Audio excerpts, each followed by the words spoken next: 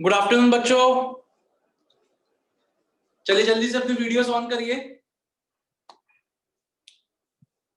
जल्दी से, मैं आपको 2 मिनट दे रहा हूं। सब बच्चों को अपने वीडियोस ऑन करिए। सब बच्चे इतने अच्छे अच्छे आप लगते हो, इतने अच्छे से बैठे होते हो, पता नहीं क्यों वीडियोस ऑफ कर लेते हो।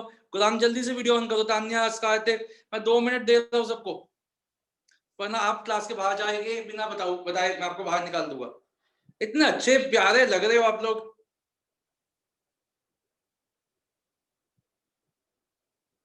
जल्दी से सब कर लीजिए, कोई बिना वीडियो के नहीं बैठेगा।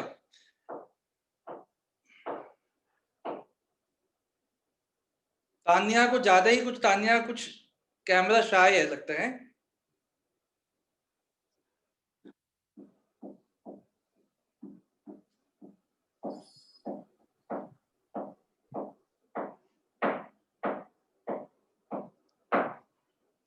चलिए बच्चों, तो आज की क्लास शुरू करते हैं। हमारी जो आज की क्लास चल रही है, ये है हमारी बिजनेस फाइनेंस की 3rd क्लास। ठीक है, तो अभी देखते हैं हमने बिजनेस फाइनेंस में हमने क्या क्या किया था। अच्छा, क्लास के बाद एकदम से लीव मत करना। मैं आपको बताऊंगा कि मेरे क्रैश कोर्स में कौन सा चैप्टर शुरू होगा। तो अगर आप में से किसी बच्चे का वो मिस हुआ है तो वो भी आप भी अटेंड कर सकते हैं। अच्छा, आज एक दो नए बच्चे, सिद्धार्थ है हमारे पास और एक और स्टूडेंट है हमारे पास।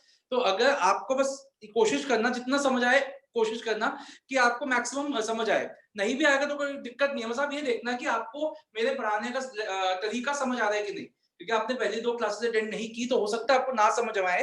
तो डोंट वरी अबाउट इट, मैं आपको सारी क्लास का बैकअप दूंगा। आज आपका ये होना चाहिए कि हाँ, मेरे को पढ़ाने का स्टाइल अच्छा लग रहा है आपका। ओके सिद्धार्थ, तो कोशिश करिएगा। अगर आपने पहले 2 वीडियोस देखे तो आपको आज की क्लास भी समझ आ जाएगी।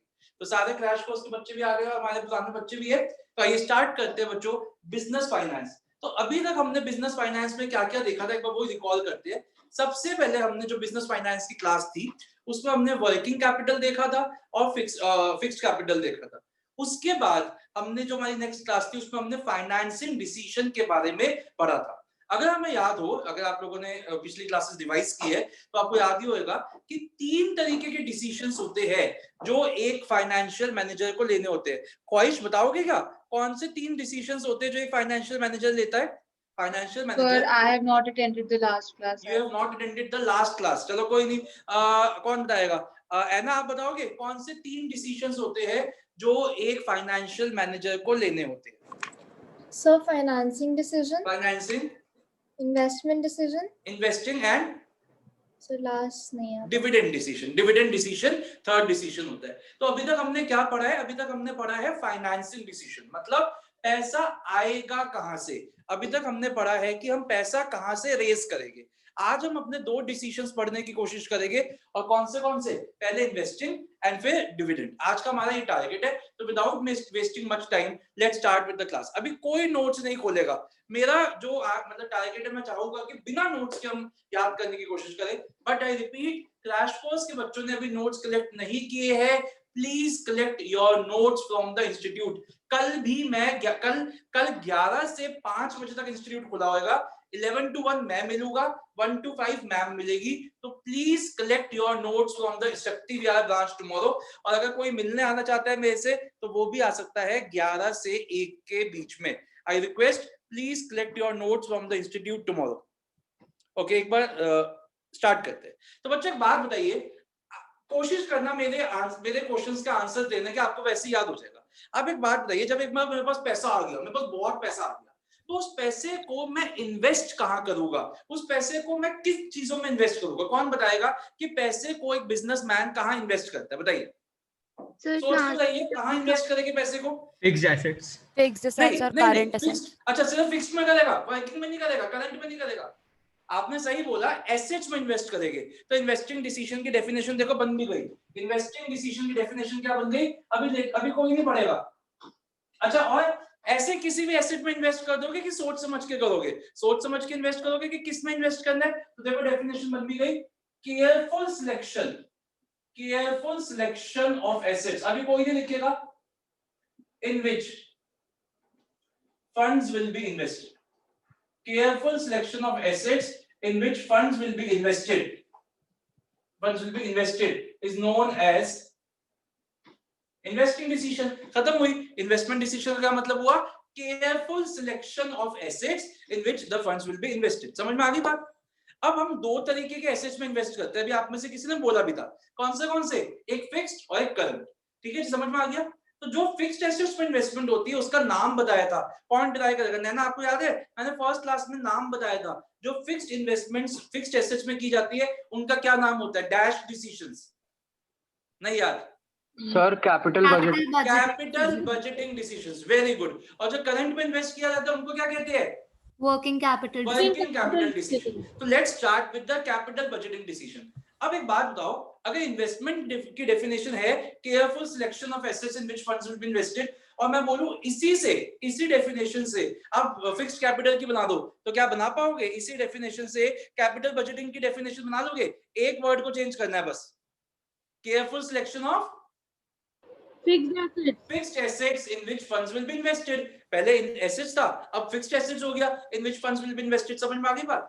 और एक बात बताओ, क्या मैं कह सकता हूं कि जब हम कैपिटल बजटिंग की बात करते हैं तो हम पैसे को लंबे समय के लिए कमिट कर देते हैं। जब हम कैपिटल बजटिंग की बात करते हैं तो हम पैसे को लंबे समय के लिए ब्लॉक कर देते हैं। मतलब ये ना, मतलब रिलेशनशिप नहीं है, ये शादी है। ठीक है, don't take my words in other sense, ये वो नहीं है, ये वन नाइट स्टैंड टाइप की चीजें नहीं है, ये शादी हो रही है, आपको शादी में जुड़ना है। अब मतलब ठीक है, थोड़ा बहुत चलता है। तो ये क्या है? Commitment of funds for a long term. समझ में आ गई बात? तो एक बात एग्जांपल दो मेरे को, कैपिटल बजटिंग का एक दो एग्जांपल्स दो, जैसे कैपिटल बजटिंग डिसीजन के क्या एग्जांपल हो सकते हैं? कौन बताएगा कैपिटल बजटिंग डिसीजन के क्या एग्जांपल हो सकते हैं? कोई बताएगा कैपिटल बजटिंग लॉन्ग टर्म के क्या एग्जांपल हो सकते हैं? लॉन्ग टर्म डिसीजन के क्या एग्जांपल हो सकते हैं? परचेज ऑफ मशीनरी, यस और नो? फिक्स्ड एसेट्स का परचेज, हाँ, या तो purchase of machinery, purchase of land etcetera. समझ में आ गई बात? अब हमारा क्वेश्चन क्या है, अगर आप बोर्ड पे देखो, अभी कोई कुछ नहीं लिखेगा बोर्ड पे, अगर देखो मैंने दो चीजें लिखी है, हमें कैपिटल बजटिंग डिसीजन की दो चीजें पढ़नी है। और वो दो चीजें क्या है? पहले तो हमें पढ़ना है कि कैपिटल बजटिंग डिसीजंस इतने सिग्निफिकेंट क्यों होते हैं, और दूसरा हमें पढ़ना है कि कैपिटल बजटिंग डिसीजंस जब हम ले रहे हैं, जब हम अपनी बिजनेस में कैपिटल बजटिंग डिसीजंस ले रहे हैं, तो हमारे को क्या क्या फैक्टर्स को ध्यान में रखना है। तो ये दो हमारे क्वेश्चंस है। ठीक है, अभी देखिएगा, यहाँ देखिएगा, कोई नोट्स में मत देखो। सबसे पहले बात करते हैं कैपिटल बजटिंग डिसीजन की सिग्निफिकेंस। मैं आपको एक एक पॉइंट एग्जांपल से समझाऊंगा, आपको ऐसे याद हो जाएगा। ऐसे कैपिटल बजटिंग डिसीजंस के सिग्निफिकेंस की बात करते हैं तो सबसे पहला पॉइंट कहता है कि इनमें ह्यूज रिस्क इन्वॉल्व है। अब एक बार समझते हैं कि इसमें ह्यूज रिस्क इन्वॉल्व क्यों है। मैं आपके सामने क्वेश्चन रखता हूं। लेट अस अज्यूम मैंने 10 लाख रुपीस इन्वेस्ट करके एक बिजनेस स्टार्ट किया। मैंने अपने 10 लाख रुपीस, देखो ये देखो चाय पानी चल रही है सबकी। यार तुम मुझे भी टेम्प्ट करते रहते हो यार, तभी तुम ये वीडियोस ऑफ करके बैठते हो। अच्छा खासा कॉफी सेशन, चाय पानी चल रही है, चलो कोई नहीं। अच्छा, तो क्या मैंने बोला, अगर आपने 10 लाख के साथ एक बिजनेस स्टार्ट किया और मैं कहता हूं कि पहले साल मैंने 2 लाख रुपए का प्रॉफिट बना लिया, सुनना मेरे वर्ड्स को, मैंने 10 लाख रुपए अपने इन्वेस्ट करके एक बिजनेस स्टार्ट किया और पहले साल मैंने 2 लाख रुपए का प्रॉफिट बना लिया, तो मेरा सवाल सबसे है, ओपन क्वेश्चन है, मेरा सवाल आप लोगों से है कि क्या मैंने एक्चुअली में कोई प्रॉफिट बनाया? मेरा सुनना, मेरा क्वेश्चन, मैंने 10 लाख रुपए इन्वेस्ट करके एक बिजनेस स्टार्ट किया और पहले साल मैंने 2 लाख रुपए का प्रॉफिट बना लिया, तो मेरा सवाल आपसे, क्या मैंने एक्चुअली में कोई प्रॉफिट बनाया? कौन बताएगा? कौन इसका आंसर देगा कि क्या मैंने एक्चुअली में कोई प्रॉफिट जनरेट किया? नहीं किया, क्योंकि अभी तो मेरे जो इनिशियल इन्वेस्टमेंट है वही रिकवर हो रही है। तो अभी तो मेरी 2 लाख रुपए रिकवर हुए, फिर और रिकवर होएंगे, जब जाके मेरे 8-10 लाख पूरे रिकवर हो जाएंगे, उसके बाद मैं बोल सकता हूं कि हाँ मैंने एक्चुअली में कोई प्रॉफिट बनाया। अगर मेरे वो इन्वेस्टमेंट ही नहीं रिकवर होती तो मेरा प्रॉफिट अभी नहीं बना। देखने में लग रहा है कि प्रॉफिट बन गया, लेकिन एक्चुअल टर्म्स में कोई प्रॉफिट नहीं बना। तो ये डिसीजन इसलिए इतने सिग्निफिकेंट होते हैं क्योंकि इनमें ह्यूज रिस्क इन्वॉल्व है। अगर मेरा बिजनेस 10 लाख रुपए रिकवर होने से पहले ही बंद हो जाता है तो मेरी तो इनिशियल इन्वेस्टमेंट भी रिकवर नहीं हो पाएगी। इसीलिए बिजनेस, ये डिसीजंस इतने रिस्की होते हैं क्योंकि इसमें ह्यूज मतलब बहुत ज्यादा टाइम इन्वॉल्व होता है, और जहां टाइम बढ़ जाता है वहां पे रिस्क भी बढ़ जाता है। तो पहला पॉइंट समझ में आया आपको, ह्यूज रिस्क। इसमें ये ह्यूज रिस्क इनमें क्यों होता है, क्योंकि इनमें टाइम बहुत ज्यादा इन्वॉल्व है, और जहां टाइम ज्यादा होता है वहां पे रिस्क ऑटोमेटिकली बढ़ जाता है। सबको समझ में आया पहला पॉइंट? ओके, अब सेकंड पॉइंट पे चलते हैं। सेकंड पॉइंट क्या कहता है कि ये इरिवर्सिबल डिसीजंस। अगेन मैं इसको लिंक करूंगा शादी से और रिलेशनशिप से। भाई देखो, आप लोगों ने एंटर किया एक रिलेशनशिप, आप लोगों ने एंजॉय किया, मजे नहीं आए। अब ठीक है, ज्यादा मत सोचना मैंने क्या बोला। आप लोगों ने एंजॉय किया, मजे नहीं आए, तो आपने क्या कहा, चलो आज से हमारा ब्रेकअप, तू अपने घर में अपने घर, काम खत्म, नो स्ट्रिंग्स अटैच, किसी को कुछ जवाब भी नहीं देना। लेकिन आप लोगों ने कर ली शादी, अब शादी हो गई, अब आप लोगों ने किया, एंजॉय किया, लेकिन आपको मजे नहीं आए, तो आप क्या कह सकते हो, नहीं जी अब हम अलग हो रहे हैं। नहीं, ऐसे नहीं कह सकते आप। तो आपको क्या करना पड़ेगा, आपको रोज you have to try and try and try till you succeed. तो इसलिए इन डिसीजंस को you can not just reverse them कि मेरे को मजे नहीं आ रहे, मैं जा रहा हूं, नो। तो आपको क्या करना पड़ेगा, ऐसे ही ये कैपिटल बजटिंग डिसीजन है। आपने एक लैंड खरीद लिया, आपने घर खरीद लिया, आपने गाड़ी खरीद ली, आपने मान लो 10 लाख की गाड़ी खरीद ली। अब पापा को आपने बोला, पापा पापा मेरे को 10 कार दिला दो, पापा ने आपको गाड़ी दिलवा दी, और आप अपनी बंदी के पास गए उस गाड़ी को लेके, और जैसे ही बंदी को बिठाया, बंदी ने बोला व्हाट कार, चलो गो, दिस इज बैड कार। आप अपने पापा के पास आ गए, पापा पापा ये गाड़ी पसंद नहीं आ रही, दूसरी गाड़ी दे दो। ए पापा ने उठा के ना 2 लाफे लगाने हैं मुंह पे, जो मिल गई है वो भी छोड़ दे, कुछ नहीं मिलेगा तेरे को। तो कहने का मतलब क्या है कि आप ऐसे भी कर सकते कि ये, लेकिन हाँ मान लो कोई पेन पेंसिल है, या मान लो कोई मान लो आपने साइकिल ले ली, आप अपनी बंदी को साइकिल पे घुमा रहे हो, और उसने कहा देखो साइकिल अच्छा नहीं, साइकिल अच्छी नहीं लग रही, तब तो चलो आपकी कैपेसिटी है कि आप साइकिल को चेंज कर लो, इतनी महंगी नहीं होती। लेकिन बात है जहाँ कैपिटल बजटिंग डिसीजंस की, जहाँ lakhs and lakhs of funds involve है, वहां एक बार अपने पापा को बोलो, पापा ये गाड़ी ना मतलब मजा नहीं आ रहा है, मैंने चलाई इसको, आप प्लीज इसको वापस करके नई गाड़ी दिलवा दो। जो आपकी हालात होएगा ना, वो आपको भी पता है क्या होएंगे। तो कहने का मतलब क्या है, कैपिटल बजटिंग डिसीजंस ऐसे नहीं है that you can change them, that you can reverse them over a fortnight, मतलब ओवर अ नाइट। मतलब ऐसे नहीं है कि आपने लिया आप उसको बदल दो। तो अगर मेरे को पता है कि कोई चीज को मैं वापस नहीं कर सकता, तो why don't you take those decisions after taking time. अगर बंदी को ही घुमाना था गाड़ी में, तो पहले पूछ लेते, भाई तेरे को बहन नहीं मतलब तेरे को कौन सी गाड़ी पसंद है बता दे, मैं वही गाड़ी ले लूंगा। अब ये नहीं ना पहले सरप्राइज दूंगा, गाड़ी ले आए और वो सरप्राइज की उसने तो कर दी सारी। तो कहने का मतलब ये है कि when you are taking a capital budgeting decision which involves huge amount, you have to take that decision with utmost care, because it is very difficult to reverse that decision। और मान लो कि आप पापा के एक चहीते बच्चे हो, पापा ने बहुत पुण्य किया, पापा ने बहुत त्याग किया, जब जाके आप घर में राजा बेटा हुआ। तो चलो आप ऐसे बच्चे हो और आपने पापा को बोला, पापा ये गाड़ी बदल दो, और पापा ने कहा चल बेटा तेरे लिए तो पैसे कमा रहा हूं, बदल भी देता हूँ। पापा मम्मी शोरूम पे गए आपके साथ, और आपने बोला बेटा भैया ये गाड़ी तो अभी मैंने 10 किलोमीटर चलाई है, बदल दो, 10 लाख की गाड़ी है। कहता सर हाँ ठीक है आप वापिस कर दो, लेकिन हम 2 लाख रुपए कम देंगे इस गाड़ी के, क्योंकि ऐसे ही होता है, एक बार गाड़ी बाहर निकल गई।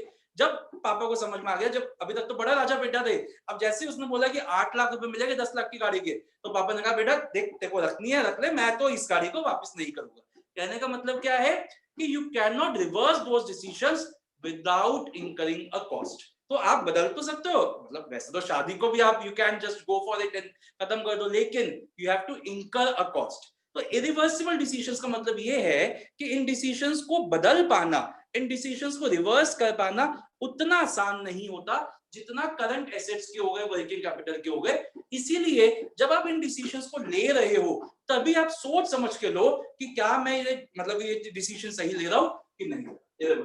समझ में आ गया सबको? किसी को भी कोई भी पॉइंट में डाउट आता है ना, आप हैंड रेस कर देना, मैं आपका पॉइंट अपना ले लूंगा। तीसरा है, अगेन इन्हीं में ही बात हो गई कि ये जो डिसीजंस है, इनमें ऐसा नहीं है कि चिंदी पैसा लगा हुआ है, इनमें बहुत पैसा लगा हुआ है, और जहां बहुत पैसा लगा हुआ है वहां बहुत ज्यादा रिस्क भी है। इसलिए ये डिसीजंस इतने सिग्निफिकेंट अगेन हो जाते हैं। ठीक है ना? तो ये तो इजी है, ये पॉइंट थोड़ा समझने वाला है, इसको मैं समझा। जैसा आप सबको पता है कि हमारा इंस्टीट्यूट शक्ति विहार में है, हमारी एक ब्रांच है, और वो हमारा सेकंड फ्लोर का एक मतलब उस पूरी बिल्डिंग का एक फ्लोर मेरे पास है। तो अगर मैं अपनी बैलेंस शीट बनाऊं, यहां दिख रहा है सबको? अगर मैं अपनी बैलेंस शीट बनाऊंगा तो मैं अपनी एसेट साइड में क्या लिखूंगा, सेकंड फ्लोर ऑफ 75 शक्ति विहार, यही लिखूंगा।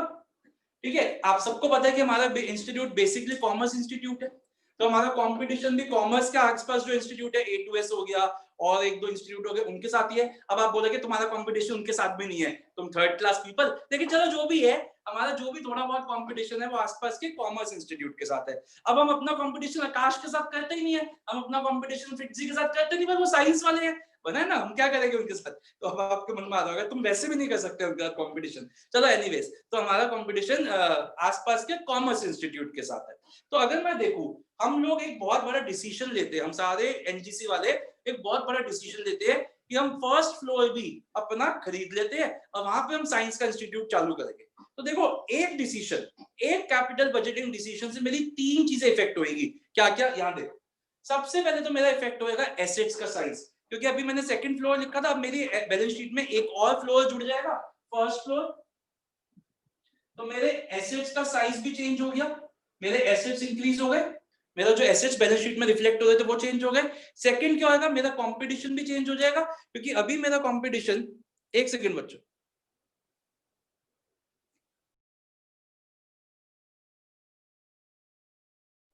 अभी मेरा कंपटीशन सिर्फ कॉमर्स इंस्टीट्यूट के साथ है।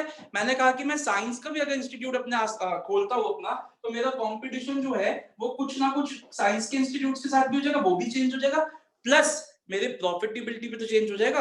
अभी मेरे पास 100 बच्चे हैं, 150 बच्चे, 200 बच्चे स्टूडेंट्स है, मान लीजिए मैं कॉमर्स साइंस का इंस्टीट्यूट भी खोलता हूँ तो कुछ बच्चे वहां पे भी आएंगे, तो मेरा प्रॉफिटेबिलिटी भी तो इफेक्ट हो जाएगा।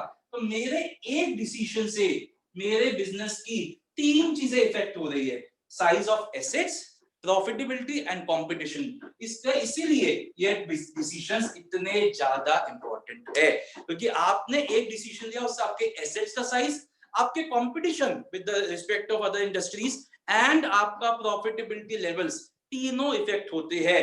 Therefore these decisions should be taken with utmost care. समझ में आया सबको?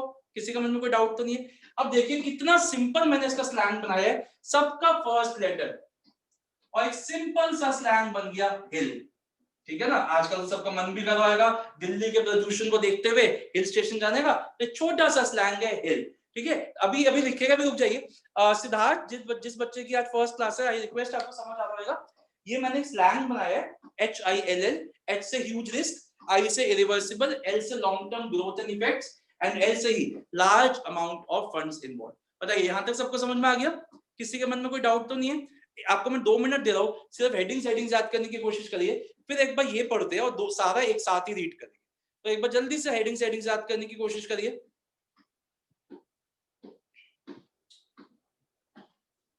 किसी को कुछ भी पूछना, कुछ भी डाउट आ रहा हो इसमें, पूछ सकता है मेरे से। वैसे इजी है, अभी तक तो मेरे को नहीं लगा कोई मुश्किल था।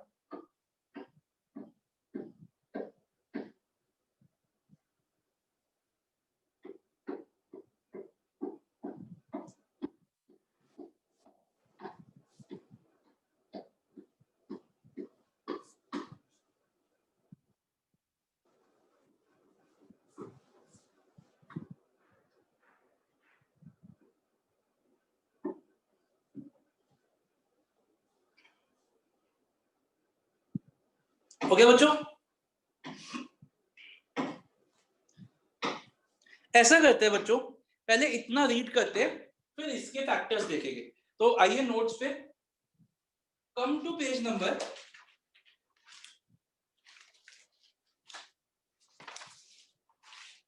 हाँ, come to page number 9.2।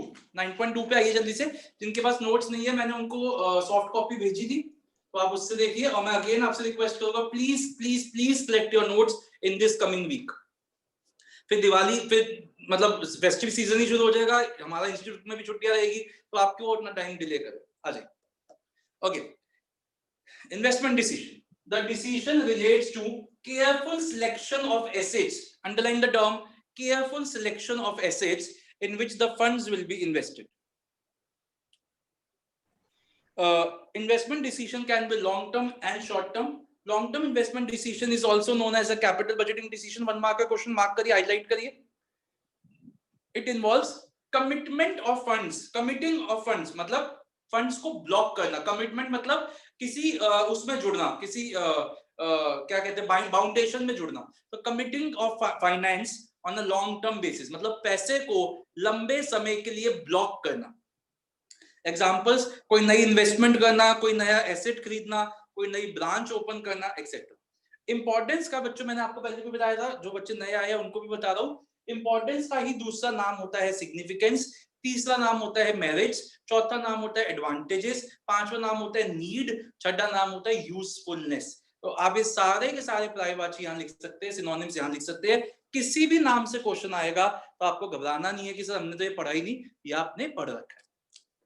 Okay Nalin, मैंने आपकी बुक ना आज मैं मतलब आज तो संडे है, कल मैं आपको कोरियर भेज दूंगा, विद इन 2-3 डेज आप तक पहुंच जाएगी। ओके आइए फर्स्ट पहले पढ़ते हैं कि कैपिटल बजटिंग डिसीजंस का हाँ लिख लिया आपने, स्लैंग लिख लिया बच्चों, हिल HILL। सबसे पहला point, long term growth and effects. These decisions have a bearing. Bearing का मतलब होता है बच्चों impact, effect. These decisions have an effect या impact on the long term growth. Full stop. तीन चीजें उसको बॉक्स में डालिए, तीन चीजों को बॉक्स में डालिए, हाईलाइट करिए। The size of the assets, the profitability levels and the competitiveness. The size of the assets, the profitability level and the competitiveness are all affected by the capital budgeting decisions. अब आपने slang लिख लिया, उसको रही second point पे, large amount of funds involved. These decisions normally involve huge amount of capital being blocked in long term projects. तो ये इसलिए भी इंपॉर्टेंट है क्योंकि बहुत ज्यादा पैसा इनमें इन्वॉल्व है। तीसरा, huge risk. These decisions involve huge funds and hence huge risk because the return starts coming after a long period and company has to bear the risk for the long period of time till the return starts coming. मैंने आपको अभी example समझाया कि अगर मैंने 10 लाख रुपए से कोई दुकान शॉप स्टार्ट की और पहले साल मैंने 2 लाख का प्रॉफिट बना लिया, तो देखने से तो लग रहा है 2 लाख का प्रॉफिट बना लिया, but in actual terms 2 lakh का प्रॉफिट नहीं बना, क्योंकि अभी तो मेरी इनिशियल रिकवरी हो रही है। जब जाके मेरे 10 लाख रुपए रिकवर हो जाएंगे उसके बाद जो प्रॉफिट बनेगा वो एक्चुअल प्रॉफिट होगा। लेकिन अगर वो जो 10 लाख रुपए है वो ही रिकवर नहीं हुआ, मेरा बिजनेस बंद हो गया, तो that is a huge loss. तो बहुत रिस्क होता है हमारा, हम जब भी कोई नया बिजनेस स्टार्ट करते हैं कि हमारी इनिशियल रिकवरी हो भी पाएगी कि नहीं हो पाएगी, या हमने जो पैसा लगाया वो सारा का पैसा डूब जाएगा। तो it is a very big threat, एक थ्रेट होता है, एक रिस्क होता है। आगे चलते हैं, irreversible decisions. Capital budgeting decisions are irreversible unless huge cost is incurred. Underline करिए, irreversible unless huge cost, they need to be taken with utmost care. इसलिए इन डिसीजंस को जितना ज्यादा सोच के समझ के हम ले उतना ही बेटर। बच्चों आप देखोगे वहां पर ना बी पॉइंट है शॉर्ट टर्म डिसीजंस, जो कि सॉरी सिर्फ एक पैराग्राफ है, इसको अभी 5 मिनट बाद मतलब थोड़ी देर बाद करेंगे। पहले हम देखने जा रहे हैं कैपिटल बजटिंग डिसीजंस की फैक्टर्स, पहले ये देखेंगे फिर इस पैराग्राफ को पढ़ेंगे। तो अभी के लिए इसको छोड़ दीजिए, कट मत करना, करेंगे अभी के लिए छोड़ दीजिए। अब आइए बोर्ड पे कि what are the various factors that effect our capital budgeting decisions. ठीक है, मैं यहां का इसको रब करके इसके एग्जांपल समझाऊंगा।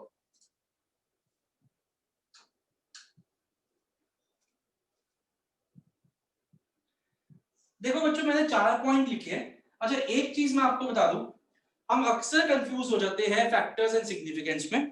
ठीक है, तो प्लीज दोनों क्वेश्चंस को समझिएगा और देखिएगा कौन सा आंसर कहां लिखना है। मैं भी आपके सामने क्वेश्चन रखूंगा, आप मेरे को बताना उसमें सिग्निफिकेंस लिखना है कि फैक्टर्स लिखना है। यहाँ पे 4 पॉइंट है, पहले मैं आपको नीचे से थर्ड पॉइंट बता, मतलब नीचे से सेकंड पॉइंट बता।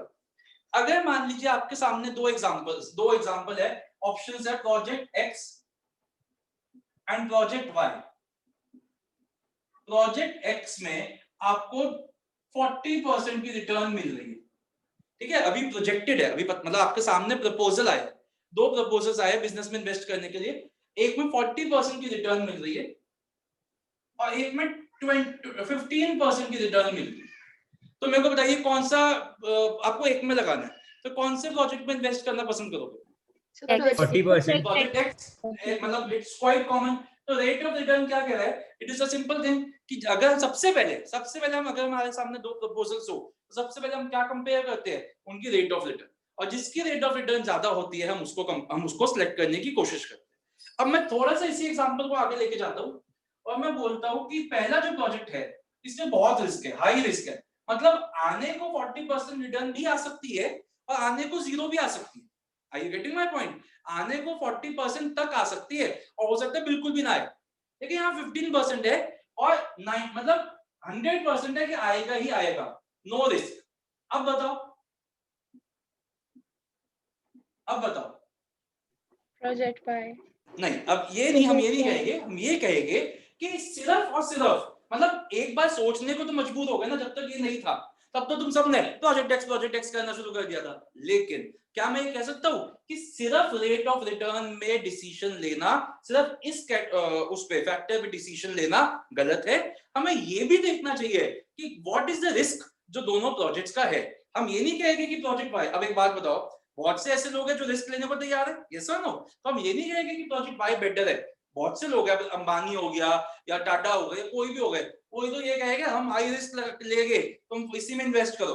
कहने का मतलब क्या है, हम ये नहीं कह सकते कि प्रोजेक्ट वाई बेटर है प्रोजेक्ट एक्स। हम ये कहेंगे कि सिर्फ रेट ऑफ रिटर्न के बेसिस पे डिसीजन लेना गलत है, उसके साथ साथ हमें रिस्क भी देखना चाहिए और हमें वो प्रोजेक्ट सिलेक्ट करना चाहिए जिसका रिस्क बियर करने की मेरी औकात है। सिंपल। अगर मेरे को रिस्क नहीं लेना, अगर मैं रिस्क नहीं लेना चाहता, तब मैं जाऊंगा इस प्रोजेक्ट के साथ। अगर मैं रिस्क लेने की क्षमता रखता हूं तो मैं जाऊंगा इस प्रोजेक्ट के साथ। तो हम तो एक ओपन एंडेड डिसीजन छोड़ देंगे, हम ये लिखेंगे सिर्फ रेट ऑफ रिटर्न पे डिसीजन लेना गलत है, उसके साथ साथ हमें रिस्क भी इन्वॉल्व देखना चाहिए। अगर हमें वो प्रोजेक्ट सिलेक्ट करना चाहिए जिसका रिस्क बियर करने की हमारी कैपेसिटी है। समझ में आ तो गया सर दोनों पॉइंट? जैसे अगर बड़ी कंपनी एमएनसी से रिलायंस और टाटा, तब वो क्या क्या हाई क्या रिस्क, जैसे बड़ी एमएनसी है कोई, जैसे बड़ी कंपनी है जैसे टाटा ये सब, तब तो वो हाई रिस्क में कर सकती है। लेकिन अभी कर कोई सकती है? नई हाँ। नई आई है, उनके पास कैपिटल इतना नहीं है, तब वो उनको नो रिस्क में करना चाहिए। हाँ, ये बिल्कुल सही बोला, बट आप ना, हम इसको जनरलाइज नहीं कर सकते बेटा। बहुत सी छोटी कंपनीज भी ऐसी होती है जो रिस्क लेने में आगे बढ़। अब एक बात बताओ, जितने भी स्टार्टअप्स है, जो एक बंदे ने सोचा कि मैं फूड डिलीवरी शुरू करूंगा, अब ये एक तरीके का रिस्क ही तो था, यस और नो? मतलब हम आपने बिल्कुल सही कहा, लेकिन हम जनरलाइज नहीं करेंगे, हम ओपन एंडेड क्वेश्चन छोड़ देंगे आंसर कि अगर आप लेने का रिस्क लेने की क्षमता रखते हो तो आप ले लीजिए, नहीं रखते तो मत लीजिए। कंपनी ठीक के है, ऊपर हमने वैसे छोड़ आप दिया ठीक कि कह रहे हो, बट हम कंपनी के उसको ऊपर है। कंक्लूड नहीं करेंगे। हाँ, ठीक है, ओके। तो ये 2 पॉइंट समझ में आ गए। तीसरे पॉइंट की बात करते हैं। अच्छा, इसके बात करते हैं पहले, मतलब प्रोजेक्ट एक्स की। ये क्या रिस्क हटाओ, अब रिस्क हटाओ। ये कह रहे हैं कि प्रोजेक्ट एक्स में ना 40% प्रॉफिट हो सकता है, लेकिन इसमें ना बैड डेट्स होने के चांसेस बहुत होते हैं, मतलब इसमें high level of bad debts है। ठीक है, अगर मैं अपने प्रॉफिट्स की बात करूं तो मैंने तो जैसे, अब देखो इस बात को सीरियसली मत लेना, अब क्रैश कोर्स के बच्चे आ चुके हैं मेरे पास, ठीक है। अब उन्होंने फीस नहीं दी अभी, लेकिन मैं मान लूं कि फीस आ जाएगी, मैं यहाँ लिख दूं सेल्स और मैं यहाँ लिख दूं खर्चा और मैं अपना नेट प्रॉफिट निकाल लूं, वाह मेरा तो इतना प्रॉफिट हो गया, और बच्चे बिना फीस दिए चले जाए, ऐसा कोई करेगा नहीं, सुन लो, ठीक है। और मान लो बच्चे बिना फीस दिए चले जाए तो मेरा तो बैड डेट्स हो जाएगा ना। तो कहने का मतलब क्या है कि सिर्फ प्रॉफिट देखना भी गलत है। हमें उसके साथ क्या देखना चाहिए कि क्या वो प्रॉफिट मेरा कन्वर्ट हो सकता है कैश में, क्या मुझे कैश मिल जाएगा। देखो अल्टीमेटली सब कुछ कैश है, यस और नो? अगर कोई बिजनेस है जिसने प्रॉफिट तो प्रोजेक्ट कर दिया कि 1 करोड़ के प्रॉफिट्स होंगे, लेकिन कैश उसका रियलाइज ही नहीं हुआ क्योंकि उसका सारा बिजनेस डेट पे चलता है और बैड डेट्स हो जाती है, तो ऐसे प्रॉफिट्स का क्या करो, यस और नो? ऐसे प्रॉफिट्स तो सिर्फ बुक में ही रह जाएंगे। हमें एक्चुअली में देखना है कि क्या वो बिजनेस, मैं एक बात बताता हूँ, बोलता हूँ, एक ऐसा बिजनेस जिसमें 2 करोड़ के प्रॉफिट्स है लेकिन उतनी उससे बहुत ज्यादा बैड डेट्स है, उससे बहुत बेटर है 1 करोड़ का बिजनेस जिसमें सारा का सारा काम कैश पे होता है। Are you getting my point और नॉट? तो वैसे ही अगर हम सिर्फ और सिर्फ रेट की बात करें, रिटर्न की बात करें, तो हो सकता है ये वाला प्रोजेक्ट अच्छा है। लेकिन अगर मैं बात करूं प्रोजेक्ट वाई की, जहां पे ओनली कैश डीलिंग्स, सब कुछ कैश में ही हो रहा है। कैश का मतलब है, कैश का मतलब कैश नहीं होता, कैश का मतलब होता है मनी, बैंक, मतलब सारा का सारा बैंक से हो रहा है काम, तो वो ज्यादा बेटर है क्योंकि अल्टीमेटली मुझे तो आगे बैंक में, मतलब मुझे तो आगे कैश ही देना लोगों को। तो सिर्फ रेट ऑफ रिटर्न भी नहीं देखना चाहिए हमें, उसके साथ साथ हमें कैश फ्लोज भी देखने चाहिए कि क्या मेरे प्रोजेक्ट की जो प्रोजेक्शंस है, जो मैंने प्रोजेक्ट, मान लीजिए मेरे सामने कोई प्रपोजल आया कि सर आपका इंस्टीट्यूट अच्छा चल रहा है, आप ऐसा करिए इसमें ना इसकी क्लासेस भी स्टार्ट कर दीजिए, क्या कहते हैं, फाउंडेशन वगैरह की, जो हमारे बीबीए वगैरह का होता है। तो उन्होंने मेरे सामने बड़ा ल्यूक्रेटिव ऑफर रखा, सर पहले साल हम आपको 100 बच्चे का वो देंगे, मतलब बच्चे आपके पास आ जाएंगे, एक बच्चे की फीस 20,000 है, आपका खर्चा होगा सर 4-5 हजार जाएगा, आपका एक बच्चे पे 15,000 रुपए बच जाएगा, ये उन्होंने मेरे को बना के दिखा दिया कि 1 साल में मैं कई लाखों का प्रॉफिट बना लूंगा। लेकिन मुझे पता चला कि ये जो बच्चे जहां से आ रहे हैं वो फीस ही नहीं देते, ये फीस ही नहीं देगी मेरे को। तो एक बात बताइए, क्या मैं सिर्फ ये डिसीजन ले लूं कि मैंने बड़ा अच्छा प्रोजेक्शंस देख के डिसीजन ले लूं? मुझे तो आगे पेमेंट करनी है इलेक्ट्रिसिटी की, इसकी उसकी, सब चीजों की। तो सिर्फ और सिर्फ रिटर्न के बेसिस पे डिसीजन लेना गलत है। हमें ये देखना है कि क्या हमारे उस प्रोजेक्ट से कैश फ्लोज होएंगे कि नहीं होएंगे। अगर कैश फ्लोज हो रहे हैं तो ठीक है, अच्छी है। जिस बिजनेस के कैश फ्लो स्ट्रॉन्ग होते हैं वो बिजनेस ज्यादा अट्रैक्टिव होता है। ये तीन समझ में आ गया बच्चों? रिटर्न वाला पॉइंट समझ में आ गया, रिस्क वाला पॉइंट समझ में आ गया, और आपको कैश फ्लोज वाला पॉइंट समझ में आ गया, ठीक है। अब अगर आपने देखा हो, अभी तक मैंने बिल्कुल टेक्निकल बात नहीं की, अभी तक मैंने बिल्कुल जनरल बातें की, ठीक है ना। लेकिन आप लोग 12th के स्टूडेंट्स हो और आप लोगों का अकाउंट्स में एक बुक है जिसका नाम है एनालिसिस ऑफ फाइनेंशियल स्टेटमेंट्स, है ना, मैं गलत तो नहीं हूं? उसमें बेसिकली क्या करते हो आप लोग कि कंपैरिजन करते हो, ये कंपनी बेटर है या ये कंपनी बेटर है। आप फाइनेंशियल स्टेटमेंट्स बनाते हो, आप रेशियोज निकालते हो, फिर आप देखते हो कि प्लीज ग्रॉस प्रॉफिट किसका ज्यादा है, ये कंपनी बेटर है, यही करते हो। देख के पता चलेगा आपको कि कंपनी एक्स बेटर है, लेकिन अपने आंसर को क्या कहते हैं, सब्सटैंशिएट करने के लिए, अपने आंसर को ऑथेंटिकेट करने के लिए आप लिखते हो ये कंपनी बेटर है क्योंकि इसका ग्रॉस प्रॉफिट ज्यादा है। मानते हो? ऐसे करते हो। तो वैसे ही आपके सामने 4 फैक्टर्स मैंने लिखे, 2 प्रपोजल्स आए, तो आपने देख के बता दिया कि प्रोजेक्ट एक्स बेटर है क्योंकि इसकी रिटर्न भी हाई है, रिस्क भी कम है और इसमें कैश फ्लोज भी ज्यादा है, या प्रोजेक्ट वाई बेटर है बिकॉज ये रीजंस है। लेकिन अपने आंसर को, भाई आप इन्वेस्ट करने जा रहे हो या आप किसी को सलाह दे रहे हो कि आप इस प्रोजेक्ट में इन्वेस्ट करो, वो आपके कहने से कई लाखों रुपए इन्वेस्ट करेगा, तो वो आपसे सब्सटैंशिएट करने के लिए कुछ तो मांगेगा कि तुम इतनी गारंटी कैसे बोल सकते हो कि प्रोजेक्ट एक्स बेटर है या प्रोजेक्ट वाई बेटर है। तो जैसे आप अकाउंट्स में दो कंपनीज के कंपैरिजन के लिए रेशियोज यूज करते हो, कंपैरेटिव स्टेटमेंट्स यूज करते हो, वैसे ही फाइनेंशियल मैनेजमेंट में भी कुछ टेक्निक्स होती है जिनको हम कहते हैं कैपिटल बजटिंग टेक्निक्स।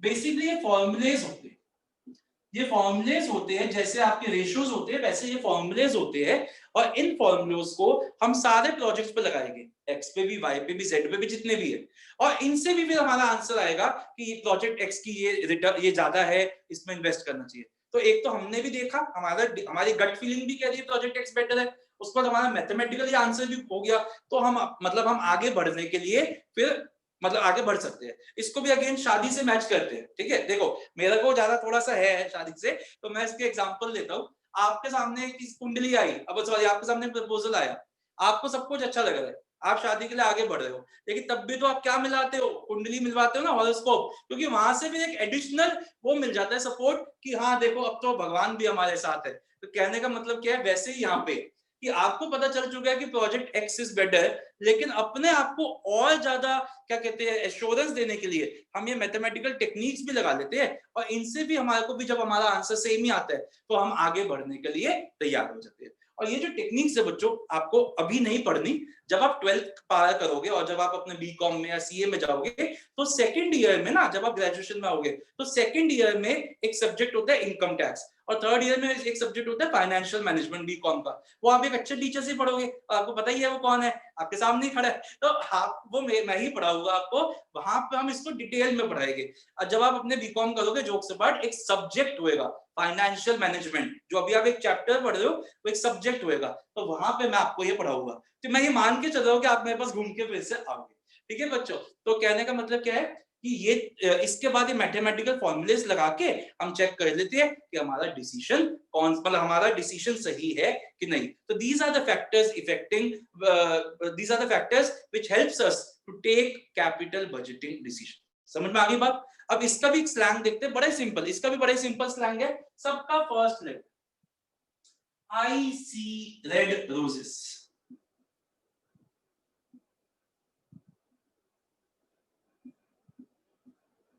ठीक है बच्चों, जल्दी से हेडिंग याद करने की कोशिश करिए, फिर इसको रीड करते हैं और आगे बढ़ते हैं फिर अपने नेक्स्ट डिसीजन। हमारा इन्वेस्टमेंट डिसीजन खत्म होता है, पहले हेडिंग याद करिए जल्दी से।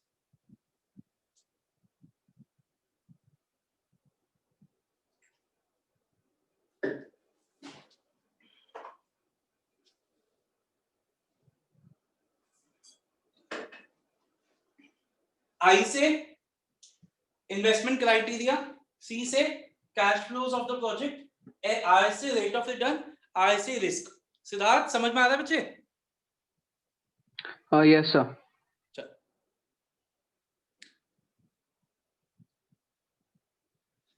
ओके बच्चे, एक बार जल्दी से इनको रीड करते हैं, फिर आगे अपने इन्वेस्टमेंट को खत्म करके डिविडेंड डिसीजन पे चलेंगे। कम टू उसी में कम टू पेज नंबर 9.3। पहले स्लैंग लिख लीजिए फैक्टर्स इफेक्टिंग का। आई सी रेड रोजेस। So एक हाँ जी बार बेटा। इन्वेस्टमेंट का क्राइटेरिया फर्स्ट से समझा दो। अच्छा, इन्वेस्टमेंट क्राइटेरिया फिर से समझा। बेटा मैंने ये कहा कि आपके सामने दो प्रपोजल्स आए, आपने ये रेट ऑफ रिटर्न चेक कर लिया, रिस्क चेक कर लिया, कैश फ्लो देख लिया, और आपको समझ में आ गया कि project X will be a better choice या project Y will be a better choice. But तब भी मन में एक धक-धक लगी हुई है कि क्या मैं सही डिसीजन ले रहा हूं कि नहीं। तो उस धक-धक को और दबाने के लिए हम क्या कर सकते हैं, थोड़ी सी मदद ले सकते हैं मैथमेटिक्स की। मैथमेटिक्स का मतलब ये है कि फाइनेंशियल मैनेजमेंट में कुछ फॉर्मूलेज है, जैसे आपके अकाउंटिंग रेशियोज है, वैसे फाइनेंशियल मैनेजमेंट की कुछ टेक्निक्स है जिनको financial management capital budgeting techniques कहते हैं। वो टेक्निक्स जो है ना, वो आप अपने प्रोजेक्ट एक्स पे भी लगाओ, इस पे भी लगाओ, वो फॉर्मूला जो है वो इस पे भी लगाओ, इस पे भी लगाओ, उनसे भी हमारे पास आंसर्स आ जाएंगे। तो हमारे उनसे भी जो आंसर आएंगे वो यही होंगे कि प्रोजेक्ट एक्स बेटर है। बेसिकली जो आपने आंसर मतलब जो आपने ऑब्जर्व करके आंसर निकाला था, उसको आप सब्सटैंशिएट कर सकते हो नाउ विद द नंबर्स। तो आपका डिसीजन और ज्यादा क्या बन जाता है, ऑथेंटिकेट हो जाता है, आपका डिसीजन और ज्यादा फर्म हो जाता है। इन्वेस्टमेंट क्राइटेरिया मतलब application of those techniques of capital budgeting. ठीक है, समझ में आ गया? कैश फ्लो समझा। ओके, आइए आगे चल पढ़ते हैं, रीड करते हैं। पहला point cash flows of slang लिख लिया सबने? हाँ क्रिश, हाँ बोलो बेटा। सर एक बार cash flow of the project समझा। कैश फ्लोज तो बहुत ही इजी है, मैंने बताया ना अभी आपको। सर कई बार ना ऐसे बिजनेसेस होते हैं जैसे जिनमें प्रॉफिट्स तो ज्यादा है, मतलब वहां पे सेल्स तो है, लेकिन वहां पे ना काम क्रेडिट पे चलता है। और अक्सर ये होता है कि क्रेडिट का बहुत बार बैड डेट्स बन जाता है। तो जैसे मैंने एग्जांपल दिया कि मान लो मेरा क्लास 12th की मेरी एक अच्छी वो चलती है, इंस्टीट्यूट चल रहा है, अकाउंट सीखो वगैरह मिला के काफी बच्चे। मान लीजिए कोई बीबीए एंट्रेंस वाले हमारे पास अप्रोच करते हैं और कहते हैं सर हमारे पास आपके लिए बहुत अच्छा बिजनेस प्रपोजल है। मैंने पूछा क्या? कहते हैं सर हम आपको ना आप अपनी यहीं पे ही इधर ही अपना हमारा एक उसका वो खोलिए, बीबीए एंट्रेंस की तैयारी वगैरह हम करवाएंगे, और हमारा जो टारगेट है सर हम आपको पहले ईयर में 100 बच्चे लाके देंगे, उनकी एक बच्चे की फीस ये है, आपका खर्चा सिर्फ लाइट वगैरह का आएगा, बुक्स वगैरह आपको लेनी पड़ेगी, तब भी सर आप एक बच्चे पे ना मतलब 7-8 हजार रुपए हटा दो, तब भी आपको 12-13 हजार रुपए एक बच्चे पे बच जाएगा। मैं बड़ा खुश कि क्या बात है, इतना प्रॉफिट हो जाएगा, बहुत अच्छा लुक्रेटिव लग रहा है। तो मैंने कर भी लिया, इन्वेस्टमेंट वगैरह भी कर ली, मैंने बुक्स वगैरह भी खरीद ली कि चलो आ ही जाएगी फीस। मैंने टीचर्स को भी दे दी अपने जो फैकल्टीज है, मैंने इलेक्ट्रिसिटी वगैरह भी सब कुछ होने लग गया। लेकिन बाद में पता चला कि उनके आधे से ज्यादा तो मेरी बैड डेट्स हो गई। तो उन्होंने बच्चे तो आए लेकिन फीस ही नहीं दी। तो कहने का मतलब क्या हुआ, प्रॉफिट तो है, प्रॉफिट तो मेरा है, क्योंकि एक्चुअली में अगर मेरे पास सारी फीस आ जाती तो मेरा प्रॉफिट हो जाता 40-50% का, क्योंकि कॉस्ट कम है। लेकिन क्या एक्चुअली में हुआ? नहीं हुआ। तो कहने का मतलब ये है कि सिर्फ प्रॉफिट देख के किसी चीज का हमें बड़ा ज्यादा वो नहीं हो जाना चाहिए, अट्रैक्टिव नहीं हो जाना चाहिए। हमें देखना चाहिए कि क्या वो प्रॉफिट कन्वर्ट हो सकता है कैश में कि नहीं हो सकता। अगर वो प्रॉफिट कैश में कन्वर्ट ही नहीं हो सकता तो वो business is of no use. समझ में आई बच्चे बात? कृष्ण? यस सर, आ गया। ओके, आइए बच्चों। Cash flows. When a company takes an investment decision involving huge amount, it expects to generate certain cash flows over a period of time. तो जब आपका इतना पैसा इन्वॉल्व है तो आप ये भी तो एक्सपेक्ट करोगे ना मेरे को पैसा मिलता भी रहे। The amount of these cash flows should be carefully analyzed before taking a capital budgeting decision. तो सिर्फ और सिर्फ प्रॉफिट्स के बेसिस पे डिसीजन नहीं लीजिए, आप ये भी देखिए कि क्या वो प्रॉफिट्स कैश में कन्वर्ट किए जा सकते हैं कि नहीं किए जा सकते। आगे चलते हैं। Rate of return, this is the most important criteria for the selection of any project. The company compares the return from two different proposals. For example, if there are two different proposals A and B having 12% 10%, then obviously people will go with proposal A. लेकिन सिर्फ इसके साथ जाना गलत होएगा। पहले आइए risk पे, पहले आइए फोर्थ पॉइंट पे, रिस्क पे। Only return on investment cannot be the sole criteria. सिर्फ रिस्क के बेसिस पे डिसीजन लेना सही नहीं है। Some investments proposals bring in high rate of return, but at the same time they are very risky also. So company must select the proposal with moderate risk. which the company can afford. Moderate risk का मतलब क्या हुआ? एक ऐसा risk जो company जिसको आराम से अफोर्ड कर सकती है। आगे चलते हैं, इन्वेस्टमेंट क्राइटेरिया। अब इसको देखना, इसको इंपॉर्टेंट मार्क करिए। The decision to invest in a particular project involves a number of calculations regarding amount of investment, interest, etc. There are different techniques to evaluate each proposals, which are known as, highlight करिए, capital budgeting techniques. These techniques are applied to each proposal before selecting a particular project. तो बताइए बच्चों, समझ में आया अब आपको? Sir ये जो तो ये इन्वेस्टमेंट capital budgeting क्राइटेरिया, हमारी टेक्निक्स होती है जिसको हम लगा के अपना डिसीजन ले सकते हैं कि हम सही जगह पे जा रहे हैं कि नहीं। ओके सर एक अब बार आइए एक बच्चों, पूछना मैंने है, आपको बोला था ये कि हाँ जी बच्चे, इन्वेस्टमेंट क्राइटेरिया वाला, तो आपने जो एग्जांपल दिया था कुंडली वाला, तो कुंडली तो हम आप जैसे बोल रहे थे कि अपनी सेटिस्फैक्शन के लिए, क्या लेकिन बोलेगी कुंडली? साथ में बताइए क्या बोलेगी कुंडली आगे से। नहीं, आपने जैसे बोला कि कुंडली मैच करवाते ताकि हाँ। अपने सेटिस्फैक्शन के लिए, तो हाँ। जैसे वो तो एक सुपर काइंड ऑफ मतलब वैसे है कि जरूरी नहीं, तो इसमें हमको ये करना चाहिए या ये सिर्फ अगर अच्छा ओके या नहीं करना चाहिए। देखो डिसीजंस, जैसे आपके पास आपने डिसीजन ले लिया कि प्रोजेक्ट एक्स बेटर है या प्रोजेक्ट वाई बेटर है, तो इट इज ऑलवेज बिल्कुल सही है, आप उसके बिना भी शादी कर सकते हो, वैसे इधर भी आप इसके बिना भी जा सकते हो, लेकिन इट इज ऑलवेज बेटर कि आप एक और जगह से अपने डिसीजन को फॉर्म कर लो। जैसे हम कहते हैं ना कि हम डॉक्टर के गए, आपने डॉक्टर की दवाई शुरू कर दी, but it is always better to go for a second opinion. तो वही है यहाँ पे, आपने तीन फैक्टर्स को कंसीडर करके डिसीजन ले लिया, लेकिन आपको लगता है कि मैं एक और फैक्टर कंसीडर कर लेता हूँ, तो इट इज ऑलवेज बेटर ना। तो आपने एक और इन चारों फैक्टर्स को कंसीडर करके ही आपको डिसीजन लेना चाहिए जहां पे मनी इन्वॉल्व, ठीक है? ओके सर, तो इट इज ऑलवेज बेटर कि आप चारों फैक्टर को कंसीडर। ओके सर, ठीक है सात्विक? Yes sir, yes. ओके, अब आइए बच्चों, जो मैंने आपको कहा था, देखो कैपिटल बजटिंग डिसीजन का तो हमने डिटेल पढ़ा सारा, हमने ये भी पढ़ा इंपॉर्टेंस क्या है, हमने ये भी पढ़ी सिग्निफिकेंट वो फैक्टर्स क्या है। अब मैं आपको बताने जा रहा हूँ working capital. Working capital decision हमें डिटेल में नहीं पढ़ने, हमें सिर्फ 3 लाइनें पढ़नी है जो 9.3 पेज पे है, शॉर्ट टर्म इन्वेस्टमेंट डिसीजंस। लेकिन इन 3 लाइनों से दो वन मार्क के क्वेश्चंस बन जाते हैं। तो आइए एक बार इनको रीड करते हैं और अपने 2 1 मार्क के क्वेश्चंस लिखते हैं।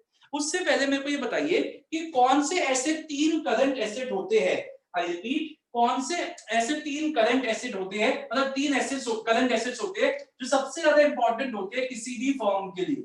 बताइए कौन से ऐसे 3 करंट एसेट्स होते हैं जो सबसे ज्यादा इंपॉर्टेंट होते हैं किसी भी फर्म के लिए? बताइए। कैश। मतलब किसी भी बिजनेस के लिए। बताइए। कैश। कैश बिल्कुल सही। दूसरा डेटर्स। डेटर्स को मैं रिसीवेबल्स बोलूंगा। तीसरा स्टॉक। एक और करंट, या ये तुम 12th के बच्चे, तुम करंट एसेट नहीं पता? बताइए। इन्वेंटरी, स्टॉक, यस और नो? इन्वेंटरी। तो इन्हीं की मैनेजमेंट को वर्किंग कैपिटल मैनेजमेंट कहते हैं। अगर मैं इनके आगे मैनेजमेंट शब्द लगा दूं सबके आगे, तो ये हमारा वर्किंग कैपिटल मैनेजमेंट बन गई। बेसिकली वर्किंग का अभी मतलब इतना कुछ भी यहां देखिएगा, वर्किंग कैपिटल मैनेजमेंट का मतलब हुआ basically management of cash, management of receivables and management of inventory. कितनी इन्वेंटरी रखनी चाहिए, कितने डेटर्स को हमें क्रेडिट पीरियड देना चाहिए, एक्सेट्रा एक्सेट्रा। यही हमारी क्या होती है? Working capital decisions, working capital management. और अगर हम देखें इन डिसीजन से हमारी 2 चीजें बहुत इफेक्ट हो सकती है। एक तो कितना फंड्स बिजनेस में फ्लो करेगा, वो हमारा इफेक्ट होएगा, लिक्विडिटी इफेक्ट होएगी बहुत, और दूसरा प्रॉफिटेबिलिटी इफेक्ट होएगी। प्रॉफिटेबिलिटी कैपिटल बजटिंग डिसीजन से भी इफेक्ट होती है और वो इनसे भी होती है। क्यों इनसे क्यों होगी? क्योंकि अगर हम मान लीजिए अगर हम डिस्काउंट पे माल नहीं बेच रहे तो हो सकता है हमारे पास कम सेल्स हो, अगर हम डिस्काउंट पे माल बेच रहे हैं ज्यादा सेल्स हो, तो प्रॉफिटेबिलिटी भी इससे भी इफेक्ट होती है और कैपिटल बजटिंग से भी इफेक्ट होती है। लेकिन मेनली ये किस चीज को इफेक्ट करते हैं? लिक्विडिटी को। लिक्विडिटी का मतलब क्या होता है? फंड्स फ्लो, कितना फंड्स फ्लो रहेगा हमारे बिजनेस में। तो दो 1 मार्क के क्वेश्चन क्या बन गए, अभी मत लिखना, मैं लिखवाऊंगा। पहला, तो what are the key ingredients of a sound working capital system? What are the key ingredients of a sound working capital? So these are the key ingredients of a sound working capital management. और दूसरा, which decisions affect the liquidity and profitability of the business? तो which decisions affect the liquidity and profitability? The working capital decisions affect the liquidity and profitability of the business. ये 2 1 mark के questions है जो बहुत बार पूछे गए। तो आइए इनको एक बार रीड करें।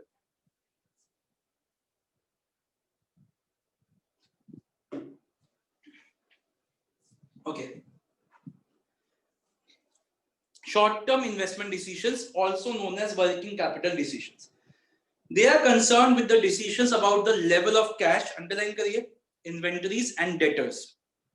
These affect the liquidity as well as profitability of the business. So इसको highlight कर लीजिए, अगर highlight करें या very important लिख लीजिए क्योंकि यही क्वेश्चन आता है, लिख लीजिए वहां पे which decisions affect the page which number decisions बता दो, हाँ जी page number please. बेटा पेज नंबर 9.7 नहीं sorry 9.3 which decisions affect the ऊपर ही मिलेगा आपको liquidity and profitability of the business. Which decisions affect the liquidity and profitability of the business? तो answer है हमारा working capital, short term working capital decision. आगे चलते हैं। Efficient cash management, inventory management and receivables management are the essential ingredients of a sound working capital. Again one mark question, what are the essential ingredients of a sound working capital? तो यही आपका answer होना चाहिए।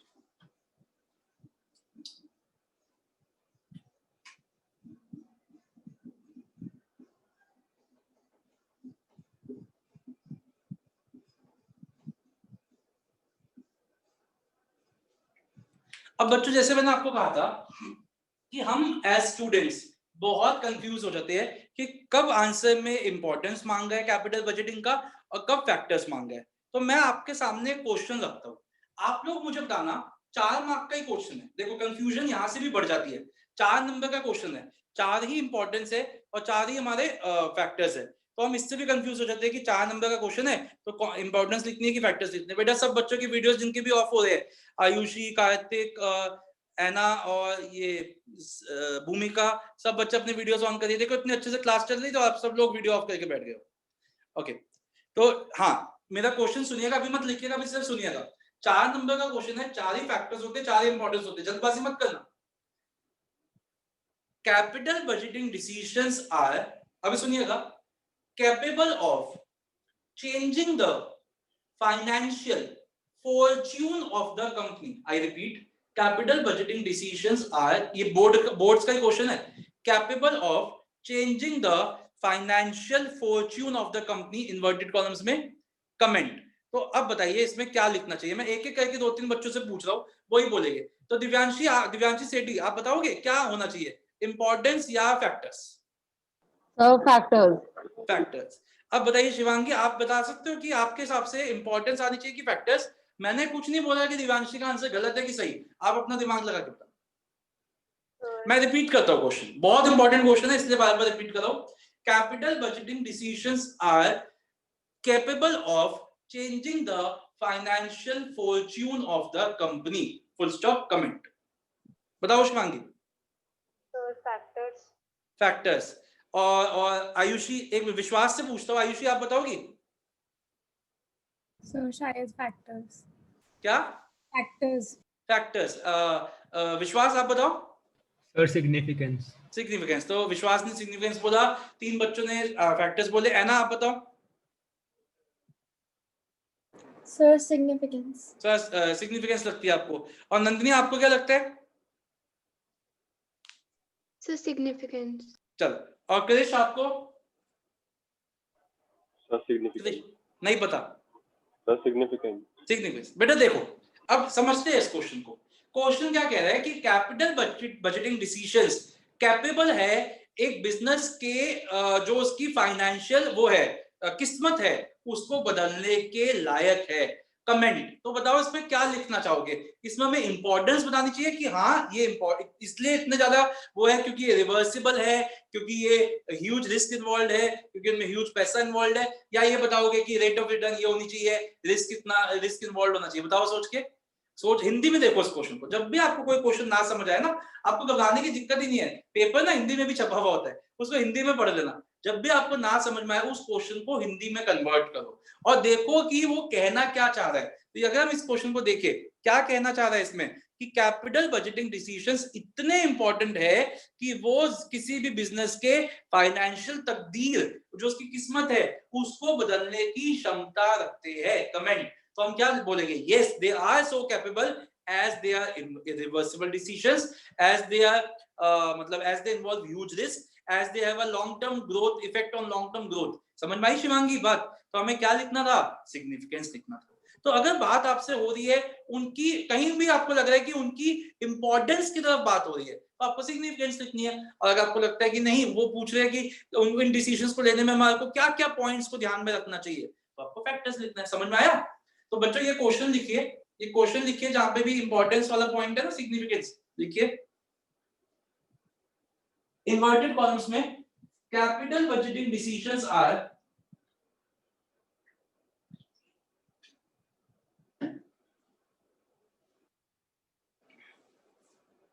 Sir ये कहाँ पे कहाँ लिखना पे? है ये? बेटा ये यहां लिखना है जहां पे आपने significance of capital budgeting decisions पढ़े हैं ना, पेज नंबर 9.2 पे, वहां लिख लो नीचे। Capital budgeting decisions are capable of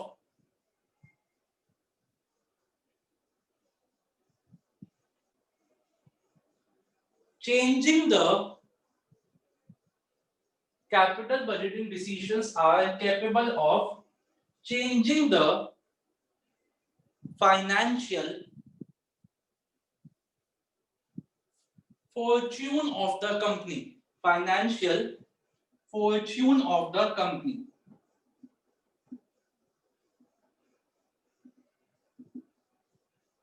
Inverted columns close, comment, inverted columns close, comment। तो आप यहां लिखिए, in this question we will write, in this question we will write about the significance of capital budgeting decisions, about the significance of capital budgeting decisions and not the factors। In this question we will write about the significance of capital budgeting decisions and not the factors। We will write the significance. हाँ जी, we will write about the significance of the capital budgeting decisions and not the factors।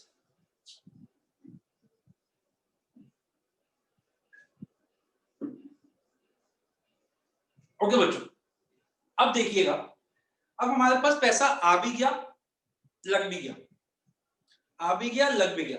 अब इस आने और लगाने में जो कुछ कमाया है, उस कमाई के साथ क्या करना है, दैट इज डिविडेंड डिसीजन। दो ही ऑप्शंस होते हैं हमारे पास, या तो हम उस पैसे को वापस बिजनेस में इन्वेस्ट कर दें, या फिर हम उसको डिस्ट्रीब्यूट कर दे अमंग शेयर होल्डर्स। तो इसका मतलब बेसिकली हम कह क्या रहे हैं, अगर हम डिविडेंड डिसीजन की डेफिनेशन की बात करें तो क्या मैं कह सकता हूं, इट इज कंसर्न विद, आपने वर्ड अकाउंट्स में शायद पढ़ लिया, डिवीजन के लिए अच्छा वर्ड बताओ, कोई अच्छा वर्ड बताओ डिवीजन के लिए, अकाउंट्स में पढ़ा होगा। Appropriation. एग्जैक्टली, बिल्कुल सही।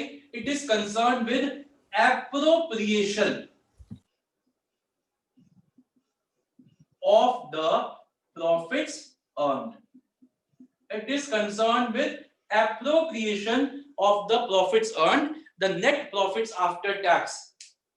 The net profit, अभी सुनिएगा, the net profits after tax can either be divided into, can be divided into two categories। First, they can either be retained and reinvested in the business, known as retained earnings, and secondly they can either be distributed among shareholders as dividends। बताइए समझ में आया बच्चों? अब हमारा जो question है आज का लास्ट क्वेश्चन, मैं आपके सामने 11 पॉइंट्स रखूंगा। अभी ये मत लिखना, ये अभी मैं लिखा हुआ सारा, मैं आपके सामने 11 पॉइंट्स रखूंगा, 11, और एक एक करके आपको बताना है कि सर इसमें डिविडेंड, अगर ये सिचुएशन हुई तो हमें डिविडेंड ज्यादा देना चाहिए, अगर ये सिचुएशन हुई तो हमें कम देना चाहिए। ठीक है बच्चे, ये क्वेश्चन देखो, मैं 11 के 11 पॉइंट पे तो नहीं बना पाऊंगा, जैसे 2 पॉइंट हम बना लेते हैं ना सबके 2 पॉइंट, 11 के 11 में तो नहीं बनेंगे, लेकिन मैक्सिमम पॉइंट्स में बना पाएंगे कि अगर ऐसा तो ऐसा, ऐसा तो ऐसा, तो जिसके वो बना पाएंगे मैं वो भी बनाता रहूंगा, जिसके वो नहीं बन पाएंगे वो हम एक ओपन एंडेड आंसर छोड़ेंगे। अभी आप नहीं लिखोगे, अभी आपका सिर्फ ध्यान यहाँ होगा, अभी आप कुछ नहीं लिखोगे, पहले आप समझो, फिर मैं 11 पॉइंट्स की हेडिंग्स भी दूंगा, वो स्लैंग भी दूंगा और फिर इसको रीड करेंगे।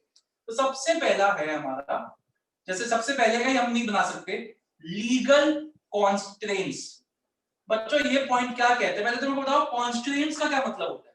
कोई क्लास नहीं लीव करेगा, अभी देखो आराम पूरा ये टॉपिक करके ही जाएंगे, बहुत इंपॉर्टेंट है। कॉन्स्ट्रेंट्स का क्या मतलब होता है, कॉन्स्ट्रेंट्स क्या मतलब होता है कॉन्स्ट्रेंट्स का? हाँ जी, कॉन्स्ट्रेंट मतलब क्या बोले, कोई रोक लगाना या कोई फाउंडेशन करना। तो बच्चे ये पॉइंट क्या कहता है कि ऐसे कंपनियां नहीं है कि कोई भी मन किया कितना ही डिविडेंड दे दो, लीगली भी बाउंडेड है कि कितना डिविडेंड दे सकते हैं कितना नहीं। आप लोग कंपनीज एक्ट पढ़ रहे हो, there are certain provisions in the companies act 1956 as amended by 2013 कि एक कंपनी कितना डिविडेंड दे सकती है और कितना नहीं दे सकती। तो कंपनी को वो वाली जो वो है हमारे बाउंडेशंस है उनको भी फुलफिल करना पड़ेगा। ठीक है बच्चे, कोई मुश्किल तो नहीं है, इसके हम 2 पॉइंट नहीं बना सकते, सिंपल से। दूसरा, इसके भी नहीं बना सकते, कॉन्ट्रैक्चुअल कॉन्स्ट्रेंट्स। अब देखो बच्चों, पहले तो फर्क समझना है, कॉन्ट्रैक्चुअल कॉन्स्ट्रेंट्स का मतलब क्या होगा, कॉन्ट्रैक्चुअल कॉन्स्ट्रेंट्स और लीगल में फर्क क्या होगा। लीगल में फर्क है, लीगल में कहते हैं कि लॉ ने बाउंडेशन लगाई है, और कॉन्ट्रैक्चुअल क्या कहते हैं, मान लो मैंने किसी से लोन ले रखा है, ठीक है, और उस बंदे ने मेरे ऊपर एक रिस्ट्रिक्शन लगाई है कि भाई मैं तेरे को लोन तो दे दूंगा, लेकिन मेरी लोन की रीपेमेंट से पहले तू डिविडेंड नहीं पे करेगा। भाई वो मेरे को पैसा दे रहा है, वो मेरे ऊपर कोई भी रिस्ट्रिक्शन लगा सकता है, और अगर मैंने उसकी रिस्ट्रिक्शन को एक्सेप्ट कर लिया है तो मुझे उसको ऑनर करना पड़ेगा। अगर मैंने पैसे लेते वक्त किसी की कोई बाउंडेशन को साइन कर दिया है कि जैसे मैं आपको पैसे देता हूँ, मैं आपको लोन दे रहा हूँ, मैं कुछ भी मांग सकता हूँ आपसे कि मैं आपको लोन दे दूंगा, लेकिन आप मेरी लोन के पेमेंट से पहले डिविडेंड नहीं दोगे, and you have accepted that means you have to honour that. तो अगर आपने कोई ऐसा कॉन्ट्रैक्चुअल कॉन्स्ट्रेंट साइन कर रखा है, कॉन्ट्रैक्चुअल एग्रीमेंट साइन कर रखा है, तो आपको उसको भी ऑनर करना पड़ेगा। समझ में आया? इन दोनों में फर्क क्या हुआ? लीगल में जो रिस्ट्रिक्शन है वो कौन इंपोज कर रहा है? लीगल में जो रिस्ट्रिक्शन है वो आपके ऊपर इंपोज कर रहा है लॉ, और जो कॉन्ट्रैक्चुअल में जो रिस्ट्रिक्शन है वो आपके ऊपर इंपोज कर रहा है वो बंदा जो आपको लोन दे रहा है। वो बैंक भी हो सकता है, वो कोई इंडिविजुअल भी हो सकता है, वो कोई भी हो सकता है। बताइए, समझ में आ गए दोनों पॉइंट्स? सर हाँ जी बेटा। सर जो आपने एग्जांपल समझाया वो समझ नहीं आया। मैम जैसे मैंने कहा कि मेरे कंपनी की शेयर्स भी है, मेरे को और पैसा चाहिए, तो मैं भूमिका आपके पास आया, आप एक बैंक चलाते हो, और मैंने आपको कहा कि मैम मेरे को इतना लोन दे दीजिए। आपने कहा सर हम आपको लोन तो दे देंगे, लोन देने में कोई दिक्कत नहीं है, लेकिन हमारी एक आपकी कंडीशन रहेगी सॉरी एक मिनट, कि अगर आप हमसे लोन लोगे तो हमारे लोन की इंटरेस्ट की पेमेंट से पहले या कोई भी रिस्ट्रिक्शन लगा देते हैं, आप अपनी कंपनी के शेयर होल्डर्स को डिविडेंड डिक्लेयर नहीं करोगे, ये मैंने रिस्ट्रिक्शन लगाई। अब आपको पैसे की इतनी अब मेरे को पैसे की इतनी जरूरत थी कि मैंने वो आपकी कंडीशन पे साइन कर दिया। तो अगर मैंने कोई ऐसी कंडीशन पे साइन किया है जो कि डिविडेंड की पेमेंट पे एक रिस्ट्रिक्शन लगाता है, तो मुझे उस कंडीशन को फुलफिल करना पड़ेगा। समझ में आया भूमिका? सर मैं आराध्या बोल रही हूँ।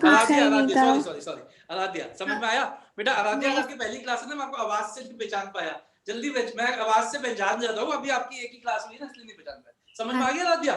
नहीं सर मेरे को ये बोलना है कि लीगली कंपनीज एक्ट के अकॉर्डिंग भी हम पहले आउटसाइडर लायबिलिटी पे ऑफ करते हैं। बिल्कुल, इसमें तो दोनों का इंटरेस्ट सेम ही हुआ, लीगल लिमिटेशन भी और कॉन्ट्रैक्चुअल लिमिटेशन भी सेम ही है, तो डिफरेंस कैसा है? देखो नहीं, आप क्या कह रहे हो कि मैम कंपनीज एक्ट के हिसाब से हमारा ये होता है कि आउटसाइडर्स हम वो लिमिटेशन हम पे करते हैं, लेकिन अगर मैं जैसे मान लीजिए आप बैंक हो, मैं आपके पास आया, आपने मेरे पे एक एक्स्ट्रा कंडीशन लगा दी कि सर आप हमारी कंपनी का इतने इंटरेस्ट पेमेंट से पहले या इतने लोन की रीपेमेंट से पहले आप डिविडेंड नहीं दोगे।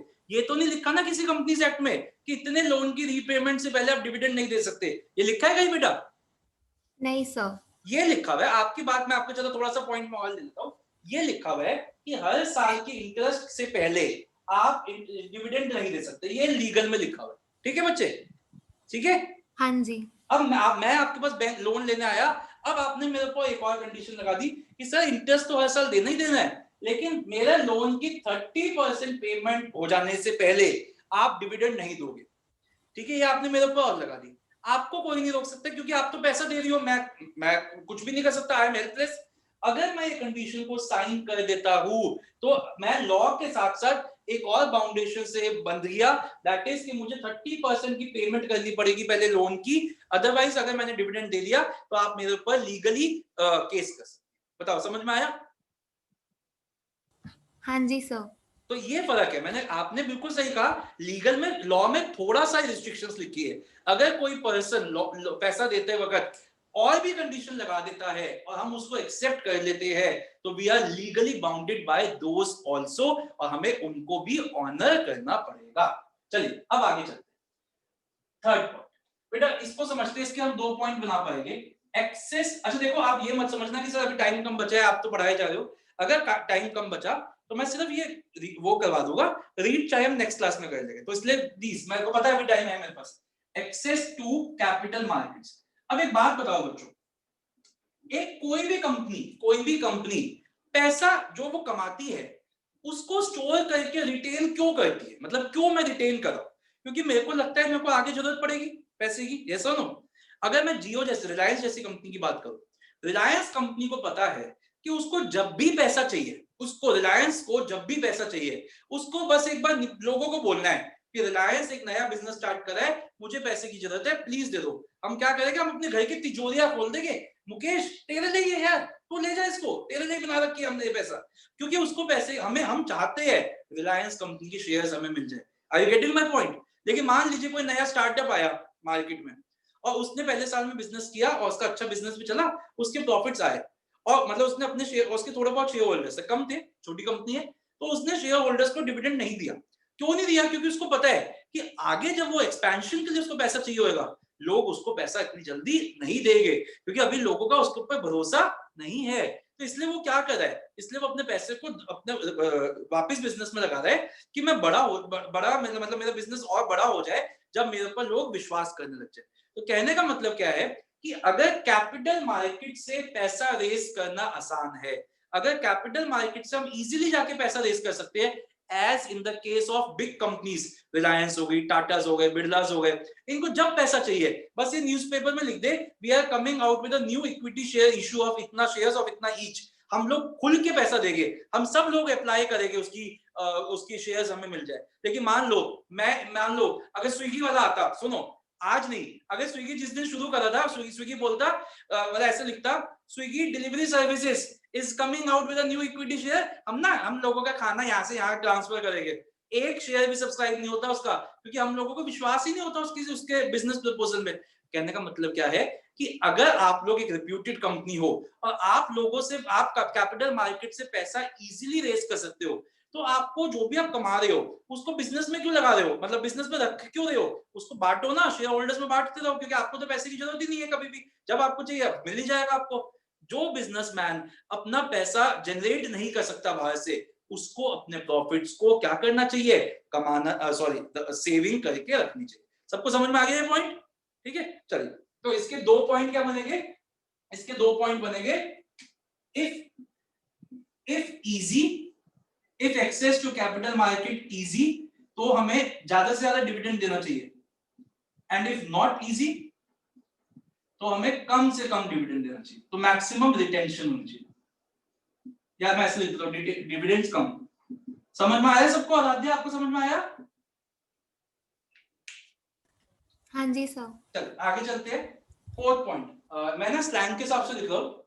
ओके बेटा, अब मैं आपके सामने एक पॉइंट रखता हूं। एक कंपनी है जिसकी हर साल 2 लाख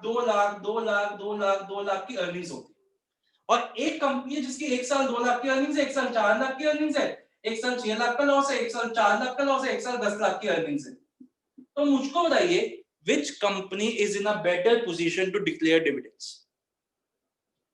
A या B? ए या B? A. Sir, A. Sir, क्यों? first वाली क्योंकि A. कम है अर्निंग्स, लेकिन हर साल उसको पता तो है ना कि हर साल मैं इतना कमाऊंगी और इतना डिविडेंड दे दूंगी। तो जिस कंपनी की अर्निंग स्टेबल होती है, चाहे कम हो चाहे ज्यादा हो, दैट डजंट मैटर, जिस कंपनी की अर्निंग स्टेबल होती है वो डिविडेंड्स सही दे सकती है, एक स्टेबल तरीके से दे सकती है। तो if stable then better position to pay dividends, and if not stable तो डिविडेंड्स कम। इतना समझ में आ गया बच्चों? आगे चलते हैं। ओके, अब एक बात कहो बच्चों, डिविडेंड दिए किस में जाते हैं? अगेन वही बात आ गया, डिविडेंड प्रॉफिट्स में नहीं दिए जाते, डिविडेंड कैश में दिए जाते हैं। प्रॉफिट्स होने से आप डिविडेंड नहीं दे सकते हो, आप डिविडेंड देने के लिए आपके पास उतना कैश भी होना चाहिए। तो अगर एक कंपनी के प्रॉफिट्स तो बहुत है, कैश है ही नहीं, वो डिविडेंड नहीं दे सकता। आप शेयर होल्डर्स को ये नहीं कह सकते भाई प्रॉफिट्स पड़े हैं वो ले जा, ऐसे नहीं कह सकते, उनको कैश चाहिए। तो नेक्स्ट पॉइंट क्या हो गया? Cash flow position. अगर किसी कंपनी की कैश फ्लो पोजीशन वीक है तो वो डिविडेंड नहीं दे सकती, और अगर किसी कंपनी की कैश फ्लो पोजीशन स्ट्रांग है तो वो डिविडेंड्स दे सकती है। बताइए इतना समझ में आया? यहां तक समझ में आया बच्चों? हाँ जी, यहां तक समझ में आ गए? अब ना ऐसे में 5 हो गए, मैं एक और लिखवा देता हूं, उसके बाद पहले आप ये 6 कॉपी करोगे, फिर हम आगे बढ़ेंगे अगर टाइम हुआ, ठीक है? तो यहां देखते हैं 6 आपकी बुक में ना शेयर होल्डर्स प्रेफरेंस लिखा हुआ है एक पॉइंट, उसको प्रेफरेंस ऑफ शेयर होल्डर्स कर लीजिए। Preference of share holders.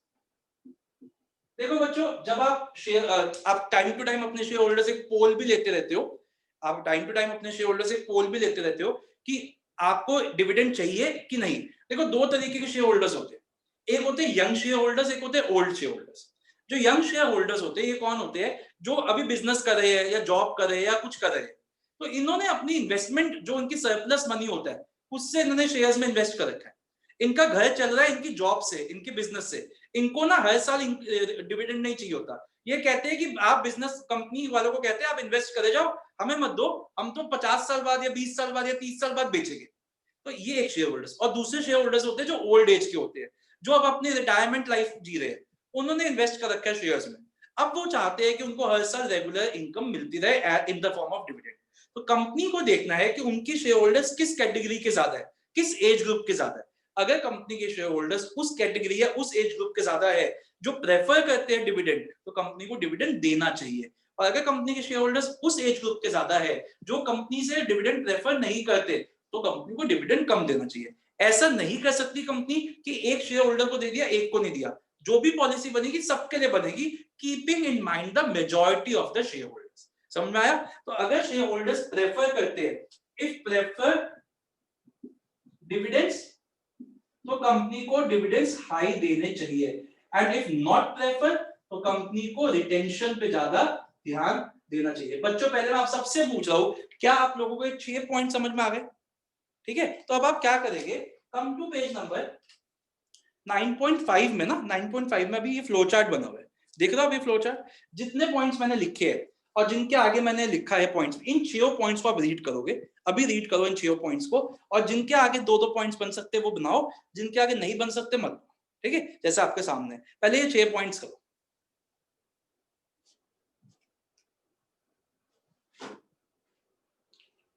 कोई ना समझ में आए तो मुझसे पूछ लो।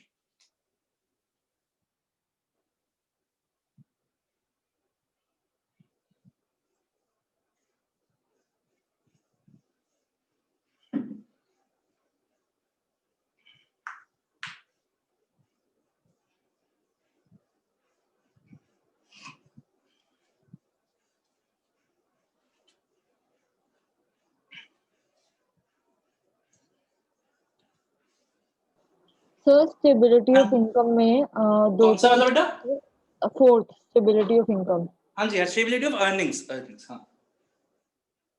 इसमें 2 पॉइंट्स क्या बने हुए हैं? if the earnings of the business are stable, then the company can give higher dividends. If the earnings are not stable, then the company will not be able to give higher dividends. तो आप short में लिख सकते हो, if earnings stable तो high dividends, if not stable तो less dividends.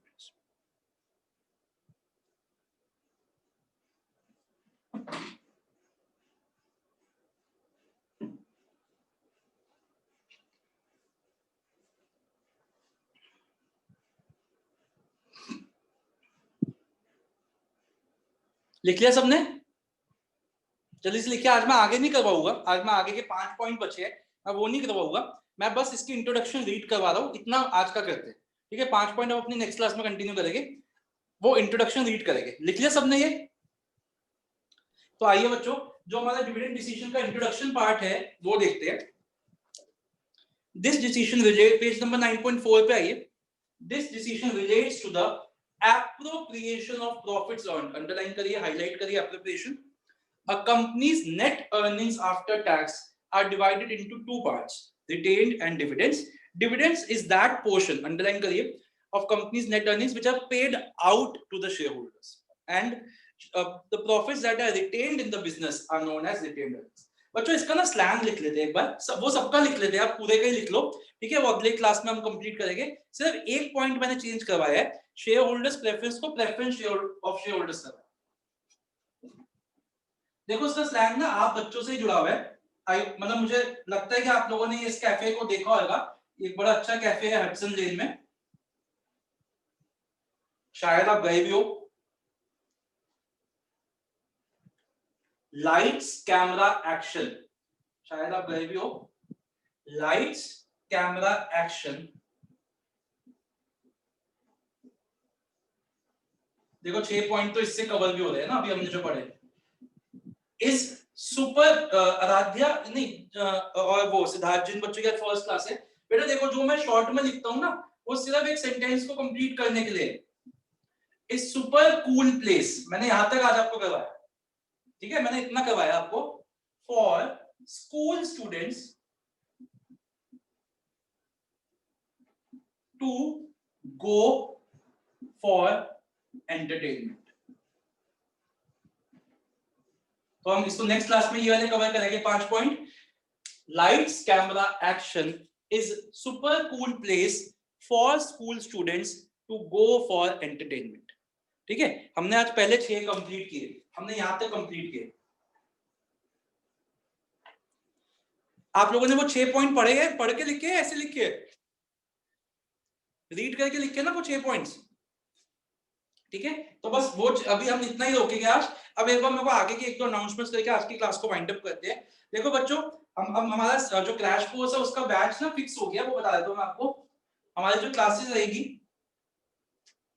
Thrice a week होती है, ट्यूसडे, थर्सडे एंड संडे, ठीक है? ट्यूसडे थर्सडे को हमारी क्लास 7 to 8 होती है, 7 to 8, 8:15, और संडे को हमारी क्लास 3:30 to 5 होती है।